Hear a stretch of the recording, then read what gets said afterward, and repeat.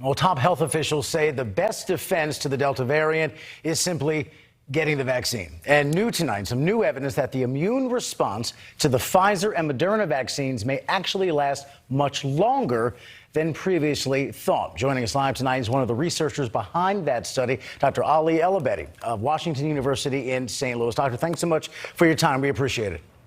Thanks for having me. So here's the question that we've all wondered. You get the shot, how long is it durable? How long do we think now that protection lasts with Moderna and Pfizer?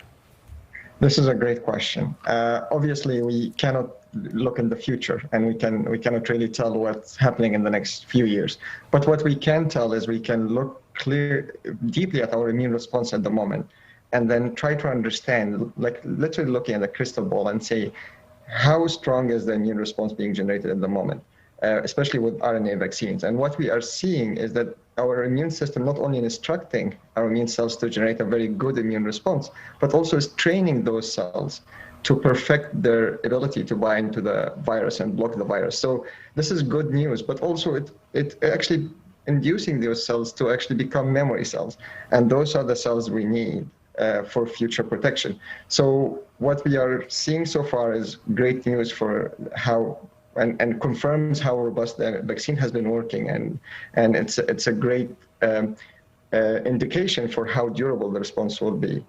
So let me boil it down. I got the Pfizer shot. How long am I good?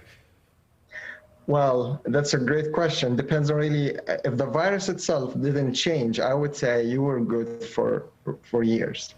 The problem we have at the moment, as we have seen in the last 6 months, that the virus did not stay still. And the virus now changing slightly some of its features.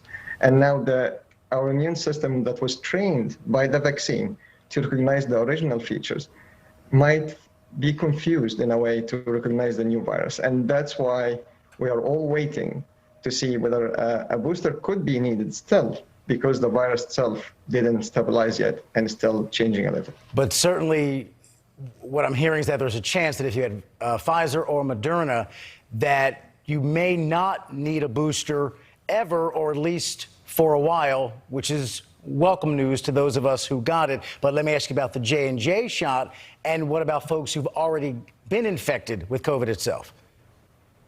Okay, so I guess one point we have to clarify first from the first point you mentioned. No, it's still unclear if we will, even if you got 2 doses from the Pfizer or Moderna vaccine, it could potentially still need a booster immunization. This is just because the uncertainty of the variants. I mean, so far it seems that we are in a good position, but still nothing certain at this stage.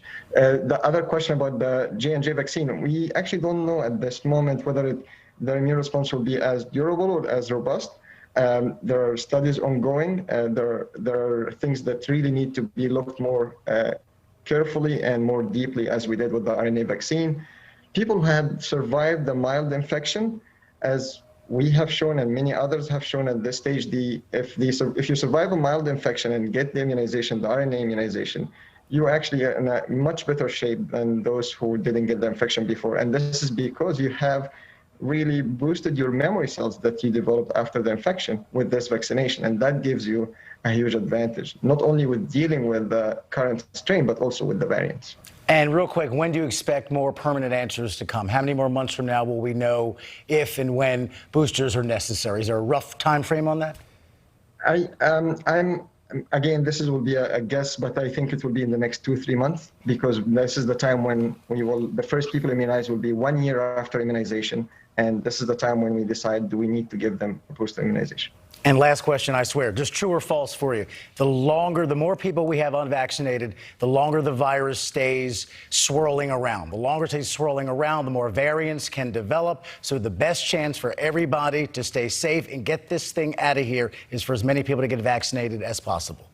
Absolutely. It has been very clear in the trends in the last few weeks with the Delta variants that it's almost very exclusive with those, exclusive with those that didn't get the vaccination. And even if you get infected and you got vaccinated, the chances are very slim that you need hospitalization, which is also a huge plus for vaccination.